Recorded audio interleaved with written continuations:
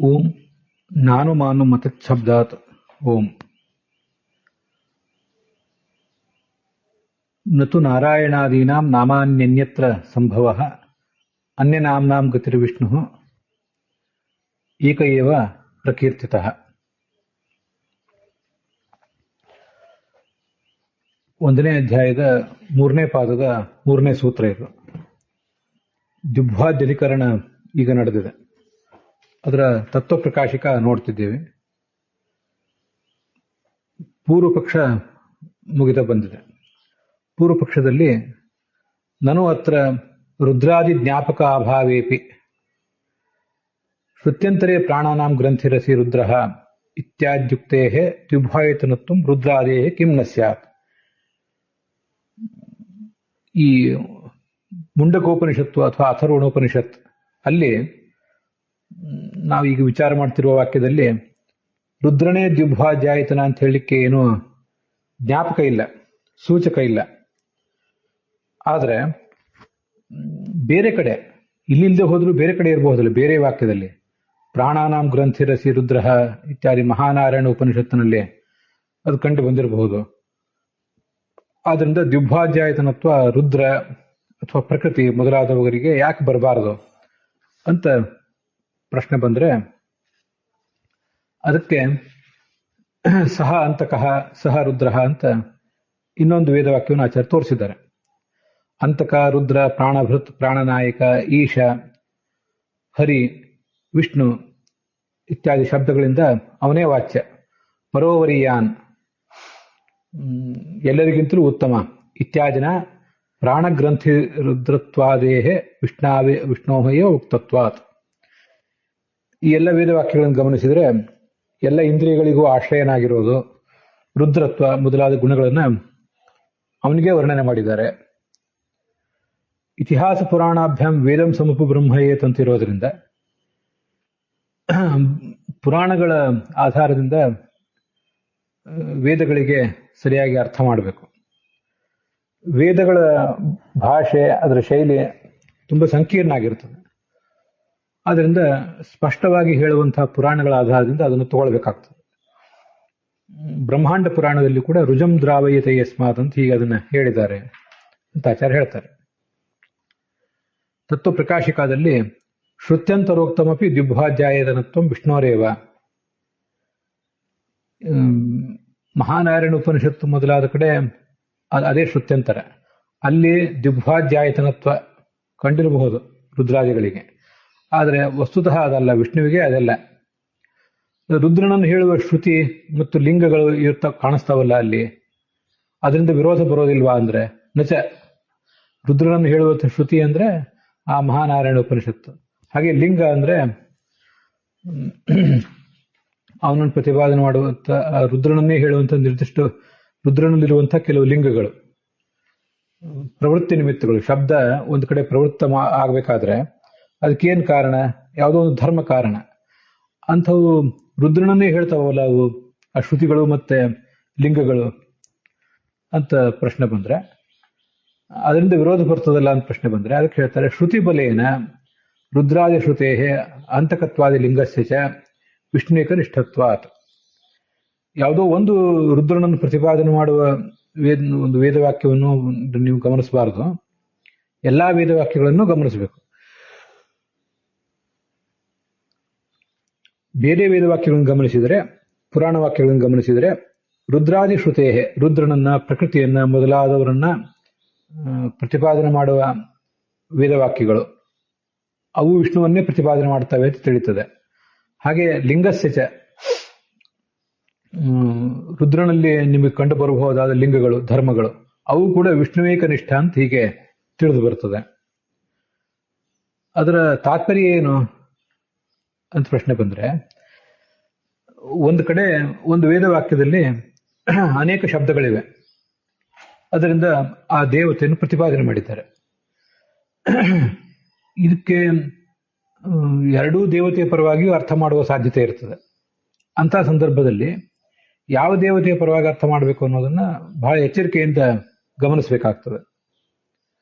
ಬೇರೆ ವೇದವಾಕ್ಯಗಳು, ಬೇರೆ ಪುರಾಣ ವಾಕ್ಯಗಳು ಒಬ್ಬ ನಿರ್ದಿಷ್ಟ ದೇವತೆಯ ಹೆಸರನ್ನು ಹೇಳಿ ಅವನಿಗೆ ಈ ಎಲ್ಲ ಧರ್ಮಗಳು, ಅವನನ್ನೇ ಈ ಎಲ್ಲ ಶ್ರುತಿಗಳು ಹೇಳ್ತವೆ ಅಂತ ಹೇಳಿಬಿಟ್ರೆ ಆವಾಗ ಅದು ಹೆಚ್ಚು ನಿರ್ದಿಷ್ಟವಾಗಿ ಅದೇ ದೇವತೆಯನ್ನೇ ಪ್ರತಿಪಾದನೆ ಮಾಡುವಂತೆ ಅದು ಕಾಣಿಸಿಬಿಡ್ತದೆ. ಆದ್ರಿಂದ ಒಬ್ಬ ನಿರ್ದಿಷ್ಟ ದೇವತೆಯ ಹೆಸರನ್ನು ಹೇಳಿ ಅದನ್ನು ಮಾಡಿದಾಗ ಅದನ್ನೇ ತಗೊಳ್ಬೇಕಾಗ್ತದೆ. ಈಗಿಲ್ಲಿ ಪ್ರಾಣಾನಾಂ ಗ್ರಂಥಿರಿಸಿ ರುದ್ರ ಅಂತ ಮಹಾನಾರಾಯಣ ಉಪನಿಷತ್ನಲ್ಲಿ ಎಲ್ಲ ಇಂದ್ರಿಯಗಳಿಗೆ ಅವನ ಆಧಾರ ಅಂತ ಹೀಗೆ ಬಂತು. ರುದ್ರ ಅಂತ ಶಬ್ದನೂ ಬಂತು. ರುದ್ರ ಅನ್ನೋ ಶಬ್ದದಿಂದ ಯಾರನ್ನು ತಗೊಳ್ಬೇಕು ಅಂತ ಪ್ರಶ್ನೆ ಇಷ್ಟೇ ಬಂದಿತ್ತು ನಮ್ಗೆ. ಯಾಕೆಂದ್ರೆ ರುದ್ರ ಅಂದಲ್ಲಿ ಪಾರ್ವತಿಪತಿ ಅಂತನೋ ಮತ್ತೊಂದು ಏನೋ ಶಬ್ದ ಬರಲಿಲ್ಲ. ಅವನನ್ನು ಭಸ್ಮಧಾರಣೆ ಮಾಡಿದ್ದಾನೆ, ಉಗ್ರನಾಗಿದ್ದಾನೆ ಅಂತ ನಿರ್ದಿಷ್ಟವಾಗಿ ರುದ್ರನನ್ನೇ ಹೇಳುವ ಶಬ್ದ ಬರಲಿಲ್ಲ. ಆದ್ರೆ ನಾವು ತೋರಿಸುವ ವೇದವಾಕ್ಯದಲ್ಲಿ ಹರಿಹಿ ಅಂತ ಬಂತು, ವಿಷ್ಣು ಅಂತ ಬಂತು. ಹರಿ ಮತ್ತು ವಿಷ್ಣು ಇತ್ಯಾದಿ ಶಬ್ದದಿಂದ ವಾಚ್ಯನಾದವನು ವಿಷ್ಣುವೇ.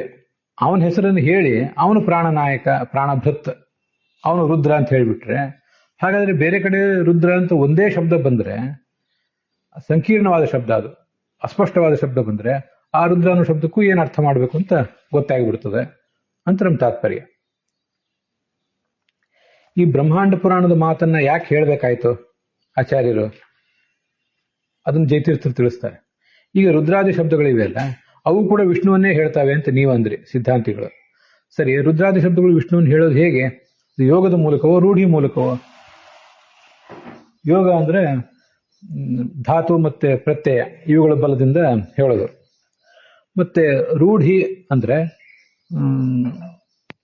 ಆ ಭಾಷೆಯನ್ನು ಉಪಯೋಗ ಮಾಡುವ ಜನರ ಅಭ್ಯಾಸ, ಅವರು ಯಾವ ಶಬ್ದವನ್ನು ಎಲ್ಲಿ ಪ್ರಯೋಗ ಮಾಡ್ತಾರೆ ಅನ್ನೋ ಅಭ್ಯಾಸ. ಯೋಗದ ಬಲದಿಂದ ಹೇಳ್ತಿರೋ, ರೂಢಿ ಬಲದಿಂದ ಹೇಳ್ತಿರೋ? ನಾದ್ಯ ಯೋಗಸ್ಯ ದೌರ್ಬಲ್ಯಾತ್, ಯೋಗ ಅನ್ನೋದು ಯಾವತ್ತೂ ಕೂಡ ದುರ್ಬಲ. ಅದು ರೂಢಿಯನ್ನು ಯೋಗಾದ್ರೂಢಿರ್ಬಲಿಯಸಿ ಅಂತ ಜಗತ್ತಿನ ಮಾತೇ ಇದೆ. ಯಾಕೆ ಯೋಗ ಅನ್ನೋದು ದುರ್ಬಲ ಅಂದ್ರೆ, ಯೋಗ ಅಂದ್ರೆ ಧಾತು ಮತ್ತು ಪ್ರತ್ಯಯದಿಂದ ಬರೋದು. ಧಾತು ಮತ್ತು ಪ್ರತ್ಯಯದಿಂದ ಬರೋದನ್ನ ಎಲ್ಲಿ ರೂಢಿ ಇದೆ ಅನ್ನೋದನ್ನ ನೋಡಿ ಅದಕ್ಕೆ ಅರ್ಥ ಹೇಳ್ಬೇಕಾಗ್ತದೆ. ಈಗ ಅನೇಕ ಕಡೆ ಜಗತ್ತಿನಲ್ಲಿ ಇದು ಕಂಡೇ ಇದೆ. ಪಂಕಜ ಅಂತ ಒಂದು ಶಬ್ದ ಇರ್ತದೆ. ಪಂಕಜ ಅಂದ್ರೆ ಕೆಸರಿನಲ್ಲಿ ಹುಟ್ಟುವಂಥದ್ದು ಅಂತ ಅರ್ಥ. ಕೆಸರಿನಲ್ಲಿ ಹುಟ್ಟುವ ಕ್ರಿಮಿ ಕೀಟ ಇತ್ಯಾದಿಗಳನ್ನ ಮತ್ತೆ ಯಾವುದೋ ಕಸ ಕಡ್ಡಿಗಳನ್ನೆಲ್ಲ ಪಂಕಜ ಅಂತ ಯಾರು ಹೇಳೋದಿಲ್ಲ. ಯೋಗ ಇದೆ ಅಂತ ಹೇಳಿ, ಪಂಕೆ ಜಾಯತೆ ಐತಿ ಪಂಕಜಂ ಅಂತ ಯೋಗ ಇದೆ ಅಂತ ಗಮನಿಸಿ, ಕಸ ಕಡ್ಡಿಗಳನ್ನೆಲ್ಲ ಪಂಕಜ ಅಂತ ಹೇಳಲಿಕ್ಕೆ ಬರೋದಿಲ್ಲ. ಯಾಕೆಂದ್ರೆ ಕಮಲವನ್ನೇ ಪಂಕಜ ಅಂತ ಹೇಳಬೇಕು ಅಂತ ಕೋಶ ಸ್ಪಷ್ಟವಾಗಿ ಕೋಶ ಹೇಳ್ತದೆ. ಕೋಶ ಹೇಳುವುದೇ ಜನಸಾಮಾನ್ಯರಲ್ಲಿ ರೂಢಿ ಇದೆ. ಅದರಿಂದ ಯೋಗ ಅನ್ನೋದು ದುರ್ಬಲ. ರೂಢಿ ಇದ್ದಾಗ ಕಮಲವನ್ನು ಪಂಕಜ ಅಂತ ಯಾಕೆ ಕರೀತಾರೆ ಅಂತ ಪ್ರಶ್ನೆ ಬಂದಾಗ ಅವಾಗ ನೋಡಿ ಯೋಗ ಹೀಗಿದೆ, ಕೆಸರಲ್ಲಿ ಹುಟ್ಟೋದ್ರಿಂದ ಅಂತ ಅದಕ್ಕೆ ಅರ್ಥ ತೋರಿಸ್ಬೇಕಷ್ಟೆ. ಎಲ್ಲಾ ಕಡೆನೂ ಯೋಗ ಇದೆ ಅಂತ ತಿಳ್ಕೊಂಡು ಯಾವ್ದಾವ್ದೋ ಶಬ್ದವನ್ನು ಮತ್ತೆಲ್ಲೂ ಪ್ರಯೋಗ ಮಾಡ್ಲಿಕ್ಕೆ ಬರೋದಿಲ್ಲ. ಇನ್ನು ರೂಢಿ ಇದೆ ಅಂತ ಹೇಳ್ತೀವಿ ಅಂದ್ರೆ ರೂಢಿ ಎಲ್ಲಿದೆ? ರೂಢಿ ಏನಿಲ್ಲ. ಉಭಯತ್ರ ರೂಢಿ ಸದ್ಭಾವೆ, ವಿಷ್ಣುವನ್ನೇ ರುದ್ರಾದಿ ಶಬ್ದಗಳು ಹೇಳ್ತವೆ ಅಂತ ಅನ್ನೋದಕ್ಕೆ ರೂಢಿಯೇ ಇಲ್ಲ. ಒಂದು ವೇಳೆ ಎರಡೂ ಕಡೆ ಇದ್ರಂತೂ ಅದು ನಿಮಗೂ ನಿಶ್ಚಾಯಕ ಅಲ್ಲ, ನಮಗೂ ನಿಶ್ಚಾಯಕ ಅಲ್ಲ. ಉಭಯತ್ರ ರೂಢಿ ಸದ್ಭಾವೇ ಪುನಃ ಒಂದು ವೇಳೆ ಎರಡೂ ಕಡೆ ರೂಢಿ ಇದ್ರೆ ಆವಾಗ ನಿಶ್ಚಯ ಅಯೋಗ, ನಿಶ್ಚಯ ಮಾಡಲಿಕ್ಕೆ ಬರೋದಿಲ್ಲ. ವಿಷ್ಣುವಿನಲ್ಲಿ ರುದ್ರ ಮೊದಲಾದ ಶಬ್ದಗಳು ರೂಢಿ ಇದೆ ಅಂತ ನೀವು ಅಂದ್ರೆ, ರುದ್ರಾದಿಗಳಲ್ಲಿ ರುದ್ರ ಶಬ್ದದ ರೂಢಿ ಇದೆ ಅಂತ ನಾವು ಅಂತೀವಿ. ಹೀಗಾಗಿಬಿಟ್ರೆ ಗತಿ ಏನು? ಅದು ಆವಾಗ ನಿಶ್ಚಯನೇ ಆಗೋದಿಲ್ಲ. ನಹಿ ಶ್ರುತ್ಯಂತರೇ ವಿಷ್ಣು ಲಿಂಗಾದ್ಯಸ್ತಿ. ಈಗ ನೀವು ಏನೇನು ವೇದವಾಕ್ಯಗಳನ್ನು ತೋರಿಸ್ತೀರಿ, ವಿಷ್ಣುವನ್ನೇ ಅಲ್ಲಿ ಪ್ರತಿಪಾದ್ಯ ಅಂತ ಹೇಳಲಿಕ್ಕೆ, ಅಲ್ಲಿ ವಿಷ್ಣುವನ್ನೇ ಪ್ರತಿಪಾದನೆ ಮಾಡುವ ಲಿಂಗ ಏನಾದರೂ ಇದೆಯಾ? ಇಲ್ಲಿ ವಿಷ್ಣುವನ್ನೇ ಇಟ್ಕೊಳ್ಬೇಕು ಅಂತ ತೋರಿಸ್ಲಿಕ್ಕೆ ಬೇಕಾದ ಲಿಂಗ ಸೋಂತಕಃ ಸರುದ್ರಃ ಅಂತನೋ ಅಲ್ಲಿ ಹರಿಹಿ ವಿಷ್ಣು ಅಂತ ಶಬ್ದಗಳಿವೆ. ಆದ್ರೆ ಅವನನ್ನೇ ವಿಷ್ಣುವನ್ನೇ ತಗೊಳ್ಬೇಕು ಅಂತ ಹೇಳಲಿಕ್ಕೆ ಲಿಂಗ ಏನಾದರೂ ಅಲ್ಲಿದೆಯಾ? ಲಿಂಗ ಆದಿ ಲಿಂಗವೋ ಮತ್ತೊಂದು ಸ್ಪಷ್ಟವಾದ ವಾಕ್ಯವೋ ಅದೇನಾದ್ರೂ ಇದೆಯಾ ಅಂತ ಪ್ರಶ್ನೆ ಬಂದ್ರೆ, ಇದಕ್ಕಾಗಿಯೇ ಪುರಾಣಗಳ ಮೂಲಕ ವೇದಕ್ಕೆ ಅರ್ಥ ನೀವು ಸ್ವೀಕಾರ ಮಾಡಬೇಕು ಅಂತ ಆಚಾರ್ಯ ಹೇಳಿದ್ದಾರೆ. ಅವಾಗ ಬ್ರಹ್ಮಾಂಡ ಪುರಾಣದ ಮಾತನ್ನ ತಗೊಳ್ತಾರೆ, ತಗೊಂಡು ಅದಕ್ಕೆ ಅರ್ಥ ಹೇಳ್ತಾರೆ. ರುದ್ರಾದಿ ಶಬ್ದಾನ ವಿಷ್ಣು ಯೋಗ ಮುಕ್ತ. ನಮ್ಮ ಉತ್ತರ ಏನು ಇದಕ್ಕೆ ಅಂದ್ರೆ, ಬ್ರಹ್ಮಾಂಡ ಪುರಾಣದಲ್ಲಿ ಈ ತರ ಹೇಳಿದ್ದಾರೆ. ಬ್ರಹ್ಮಾಂಡ ಪುರಾಣದಲ್ಲಿ ಏನ್ ಹೇಳಿದ್ದಾರೆ ಅಂತ ಅನ್ನೋದನ್ನ ನಾಳೆ ದಿವಸ ನೋಡೋಣ, ದೊಡ್ಡ ಶ್ಲೋಕ ಇರೋದ್ರಿಂದ. ರುದ್ರಾದಿ ಶಬ್ದಗಳು ವಿಷ್ಣುವಿನಲ್ಲಿಯೇ ಯೋಗದ ಮೂಲಕ ಪ್ರವೃತ್ತ ಆಗ್ತವೆ. ಅದನ್ನ ನಾವು ಇಲ್ಲಿ ತೋರಿಸಿಕೊಟ್ಟಿದ್ದಾರೆ. ಇದರಲ್ಲೇ ಈ ಬ್ರಹ್ಮಾಂಡ ಪುರಾಣ ಇತ್ಯಾದಿಗಳಲ್ಲೇ ತೋರಿಸಿಕೊಟ್ಟಿದ್ದಾರೆ. ಯಾಕೆಂದ್ರೆ ರುಜಂ ದ್ರಾವಯತೆ ಇತ್ಯಾದಿ ಕಾರಣಗಳನ್ನು ತೋರಿಸಿದ್ದಾರೆ. ಅದೇ ಯೋಗ, ಧಾತು ಮತ್ತು ಪ್ರತ್ಯಯ. ಮತ್ತೆ ವೇದೇಶು ಸಪುರಾಣೇಶು, ಎಲ್ಲ ವೇದ ಮತ್ತು ಪುರಾಣಗಳಲ್ಲಿ ಅವನ ಬಗ್ಗೆನೇ ಬಂದಿದೆ ಅಂತ ಆ ಬ್ರಹ್ಮಾಂಡ ಪುರಾಣದ ಆ ಒಂದು 4 ಶ್ಲೋಕಗಳ ವಾಕ್ಯ ಏನಿದೆ ಅದ್ರ ಕೊನೆಗೆ ವೇದೇಶು ಸಪುರಾಣೇಶು ಅಂತ ಬಂದಿದೆ. ಇತಿ ವಿದ್ವದ್ರೂಢಿ ಕಥನಾತ್, ವೇದೇಶು ಸಪುರಾಣೇಶು ಕಥ್ಯತೆ ಅಂತ ಬಂದಿರೋದ್ರಿಂದ ವೇದಗಳಲ್ಲಿ ಬಂದಿದೆ. ಪುರಾಣಗಳ ಜೊತೆಗೂಡಿದ ವೇದಗಳು ಅಂದ್ರೆ ಯಾವ ಪುರಾಣಗಳ ಮೂಲಕ ನಾವು ವೇದಗಳಿಗೆ ಅರ್ಥ ಮಾಡಬೇಕಾಗ್ತದೆ. ಪುರಾಣಗಳನ್ನು ಬರೆದವರು ಮತ್ತು ಓದುವವರು ಏನಿದ್ದಾರೆ ಅವರು ವಿದ್ವಾಂಸರು, ಅವರ ರೂಢಿಯನ್ನು ಅಲ್ಲಿ ತೋರಿಸಿದ್ರು. ಆದ್ರಿಂದ ರೂಢಿ ಮಾತ್ರಾತ್ ಮಹಾಯೋಗ ವಿದ್ವದ್ರೂಢ್ಯೋ ಪ್ರಾಬಲ್ಯಾತ್, ಇದು ಉತ್ತರ. ನಿಮಗೆ ರುದ್ರ ಶಬ್ದ ಕೇವಲ ರುದ್ರನಲ್ಲಿ ಪ್ರಸಿದ್ಧ ಯಾಕೆ? ಕೇವಲ ರೂಢಿ ಇಲ್ಲ. ಆದ್ರೆ ಮಹಾಯೋಗ ಮತ್ತು ಮಹಾತ್ಮರ ಯೋಗ, ರುದ್ರ ಅಂದ್ರೆ ಅವನು ಈಶ್ವರನನ್ನು ಕೂಡ, ಪಾರ್ವತಿಪತಿಯಾದ ರುದ್ರನನ್ನು ಕೂಡ ರೋಗವನ್ನು ಪರಿಹಾರ ಮಾಡುವವನಾದ್ರಿಂದ ರುದ್ರ ಅಂತ ಹೇಳ್ತೀವಿ. ರೋಗವನ್ನ ಅಂತಿಮವಾಗಿ ಪರಿಹಾರ ಮಾಡುವ ಶಕ್ತಿ ಇರೋದು ವಿಷ್ಣುವಿಗೆ, ಅದು ಮಹಾಯೋಗ, ಅಲ್ಟಿಮೇಟ್ ಶಕ್ತಿ ಅಂತ ಅರ್ಥ. ಮತ್ತು ವಿದ್ವದ್ ರೂಢಿ, ಜ್ಞಾನಿಗಳ ರೂಢಿ ಅದು. ಯಾಕಂದ್ರೆ ಪುರಾಣವನ್ನು ಬರೆದವರು, ಪುರಾಣ ಓದ್ದವರು, ಅದು ಪ್ರಬಲವಾದ್ರಿಂದ. ಕೇವಲ ರೂಢಿಗಿಂತ ಮಹಾಯೋಗ ಮತ್ತು ಅದನ್ನು ಮಹಾರೂಢಿ ಅಂತಾನೆ ಹೇಳ್ತಾರೆ. ಬೇರೆ ಕಡೆ ನಿಮ್ಗೆ ಅದು ಗೊತ್ತಿದೆ, ಕೇಳಿ ಗೊತ್ತಿದೆ. ಮಹಾರೂಢಿ ಅದೇ ಮುಖ್ಯ. ಆದ್ರಿಂದ ಅದೇ ಪ್ರಬಲ. ಆದ್ರಿಂದ ಯುಕ್ತ ಶ್ರುತ್ಯಂತರೇಪಿ ವಿಷ್ಣೋ ಪ್ರತಿಪಾದ್ಯತ್ವಂ, ಈ